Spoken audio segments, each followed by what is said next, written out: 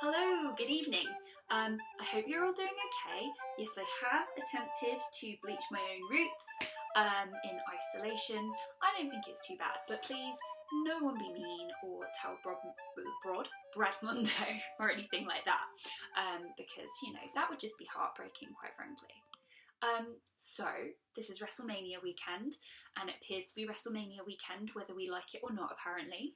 I do think whether WrestleMania should be happening is open to debate.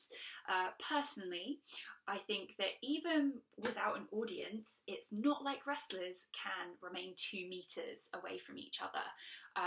So maybe a full contact sport shouldn't be throwing its kind of like annual event during coronavirus. But then I suppose other companies like AEW are doing shows audience free too, so it's not like WWE are the only idiots potentially making their talent unwell. Like nothing highlights how fixed wrestling is, like the main threat to the talent being a virus. There's actually an article that's been doing the rounds for the last couple of weeks, and it's been likening professional wrestling to, with no audience, to avant-garde theatre. But if you have been watching professional wrestling with any element of criticism in your life, you know that it's always been avant-garde theatre. Ugh. So, I thought, since it's WrestleMania weekend, Wrestling Christmas, if you will, that I would do a history of wrestling. So plenty of historical sources mention wrestling. It's mentioned in the Old Testament, and even the Prophet Muhammad is described as being a really skilled wrestler. So it's really important to note, however, that professional wrestling, it does mean fixed wrestling. The aim is to entertain, and the outcome is predetermined. It's not quite the same as being a professional actor or singer, where it means that you're making money from your art.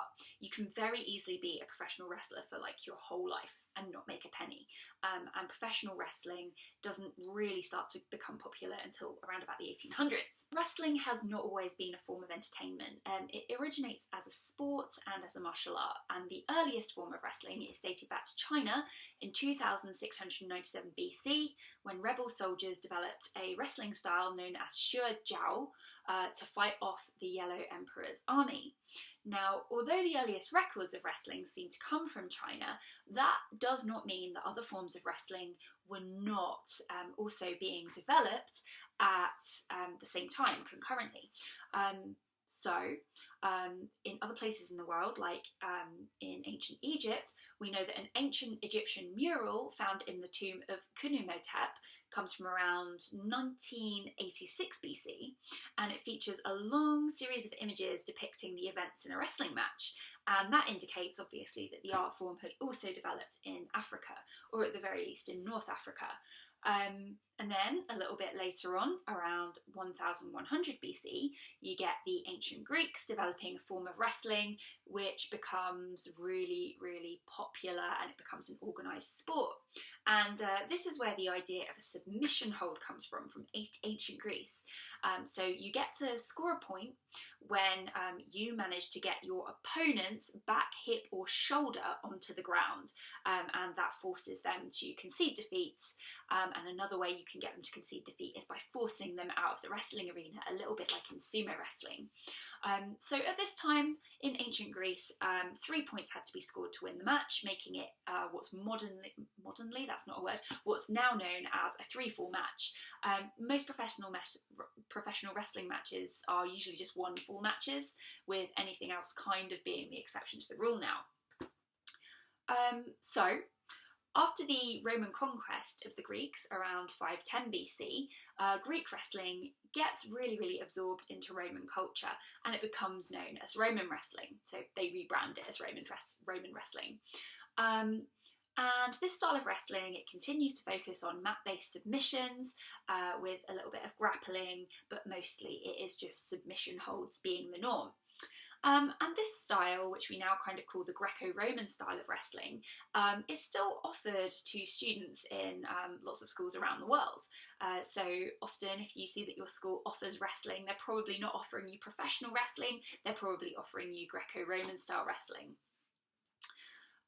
Furthermore, we know that in ancient India there is a Sanskrit Sanskrit epic called the Mahabharata, which describes the events of a wrestling match between two really accomplished wrestlers. I mean, is it starting to look obvious? I mean, people have been wrestling across the world for a really good long time.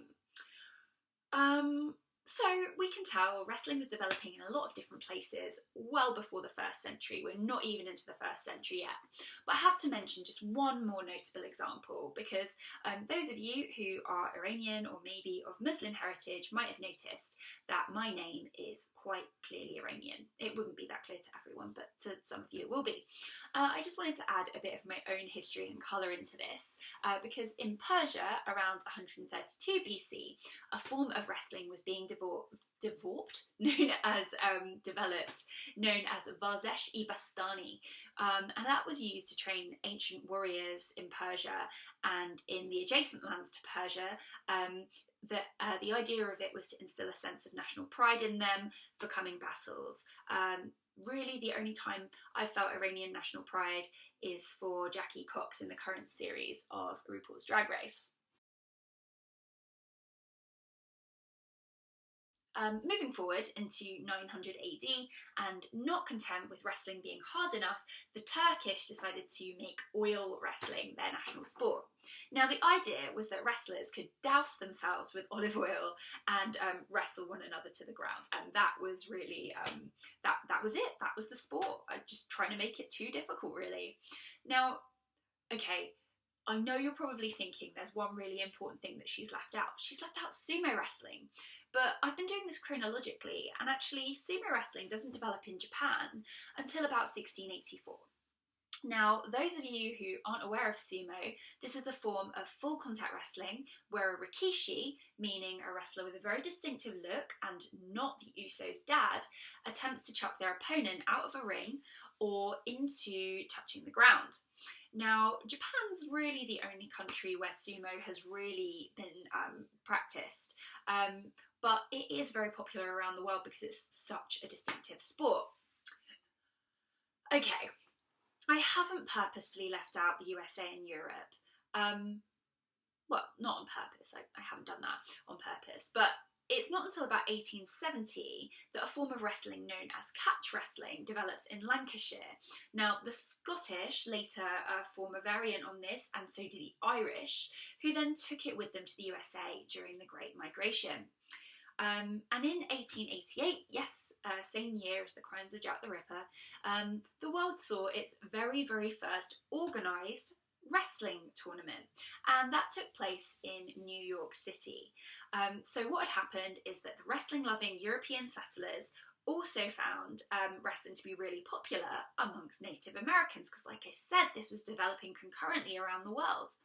And as a result of this, amateur wrestling started to flourish through the early years of the North American colonies. And it starts to become a really, really popular activity at country fairs and other celebrations. By the 1900s, wrestling had become so very popular that it was established at the modern Olympic Games in 1904.